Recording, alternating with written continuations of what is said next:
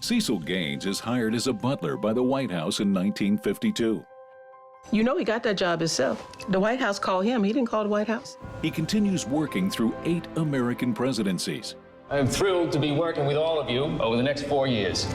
During this time, he becomes witness and participant to some of the most notable events of the 20th century.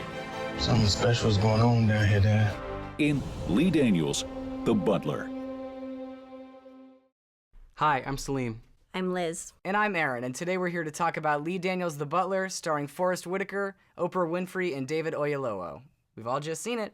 Liz, talk to me.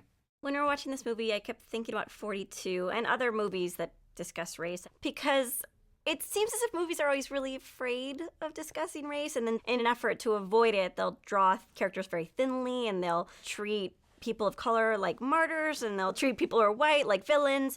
It hangs a lantern on those simplistic representations of race, and it almost pokes fun at them and says, this film is not like that. We're going to subvert your expectations. The way they handle the discussion of race and civil rights is very commendable. Yeah. It's not like Remember the Titans or The Help, where... Well, I like Remember the Titans. I do too. Don't get me wrong. I like Remember the Titans, and I even kind of like The Help, but the way that they discuss race is basically boiling it down to, can't white people and black people just get along? You know, instead of that, here we have nuance and we have complexity, and we see what it's like to be on both sides of the civil rights movement, because Cecil, the butler, isn't really pro-civil rights. He's not against it, but he's not out there protesting, whereas his son, Lewis, is the complete opposite. He's a Black Panther, he's on the Freedom Bus. The movie is really about the civil rights movement from the very beginning all the way to Obama, which when you kind of think about it and when you get to the end of the film, it's poignant and it's very emotional, because it's very much it's a father and son story. It's about how they're on differing spectrums of this time period. Sidney Poitier is nothing but a rich Uncle Tom. Look at you. You're all puffed up. Your hat on your head. Covered in hair.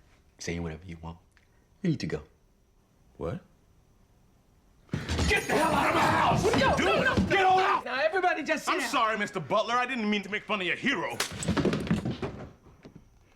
Everything you are and everything you have is because of that butler. All of the historical events that we see are just shown in a complete way. It's not one side. But the best part is that it didn't just get bogged down in history or the epic quality of the scope of time that it had to cover. It was, at its core, a father-son story, and it never lost sight of that. It never got too political, it never got too preachy. It's like, at the end of the day, it's about these two characters. Well, that's why the end, for me, is so raw and so wrought with emotion, because it's these two characters finally coming together, finally understanding each other in some way or another, but then also we have Cecil's whole journey being completed by the very end.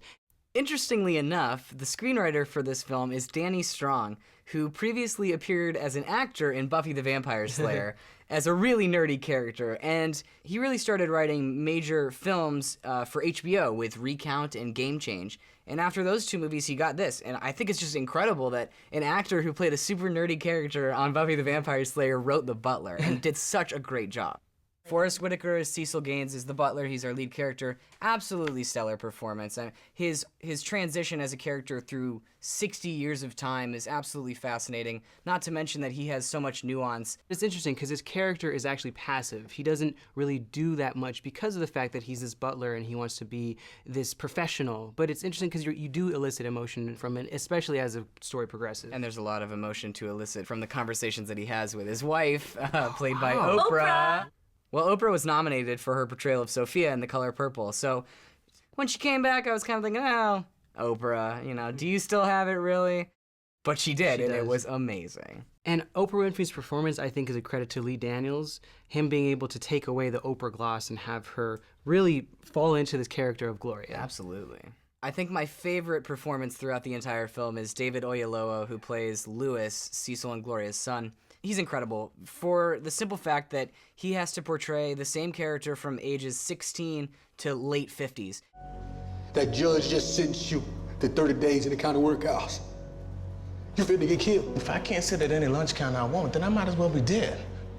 And then there's the representations of presidents throughout history, which sometimes dip into farce. And I mean, at least it provides a little bit of humor in the film, but I don't think it's always effective representation. Well, some of the presidents are portrayed very well, but others are not. We have Liev Schreiber as LBJ, we have Robin Williams as Eisenhower, James Marsden as JFK, John Cusack as Nixon, Alan Rickman as Ronald Reagan. I also like that they show that these presidents were actually kind of messed up sometimes. They didn't show them as being perfect, because I feel like a lot of times when we have presidents, we rarely show how faulty they were. But Kennedy was like unscathed. Of course. They treated him like a saint, and that's where I was again disappointed. I was Mm-hmm. like, why can't we see Kennedy's faults too?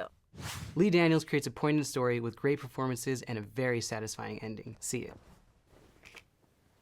I just have a feeling not many people are going to see this movie, and if my vote helps inspire them to see it, then I say see it. The Butler is a wonderful and affecting film, even if it is Oscar bait. It's definitely worth it for the performances. See it.